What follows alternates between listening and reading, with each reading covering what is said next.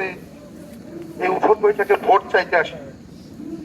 আমরা বহু জায়গায় ভোট চাচ্ছি, কি কারণে বিএনপিকে ভোট দিবেন সেটার ব্যাখ্যাও দিচ্ছি যে এই কারণগুলোর কারণে বিএনপিকে ভোট দিবেন। কিন্তু এই সাগরদাড়ি ইউনিয়নে আপনাদের কাছে আমরা ভোট চাইতে আসি, আপনারা কিভাবে ভোট করছেন সেটা দেখতে আসি।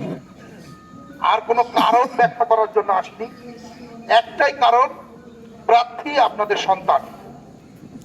এই সন্তানকে ধানের শীষ মার্কায় ভোট দিয়ে জাতীয় সংসদে পাঠানোর দায়িত্ব আপনাদের কাঁধে তুলে নিতে হবে। রক্তের ঋণ পরিশোধ করা যেমন দায়িত্ব, মাটির ঋণ পরিশোধ করা যেমন দায়িত্ব।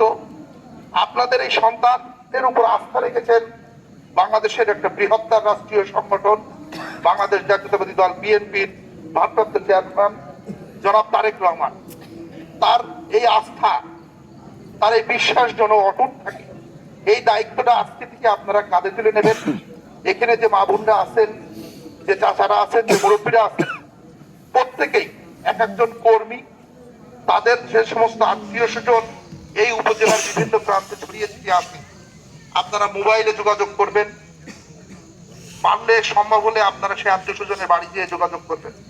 সময় খুব সীমিত, হয়তো আজকেই তফসিল হবে। কাজেই আপনারা বিষয়টা গুরুত্বের সহিত দেখবেন। এই বিশ্বাস আমার আছে, এই আস্থা বিশ্বাস থেকেই শেষ করছি। আল্লাহ হাফেজ।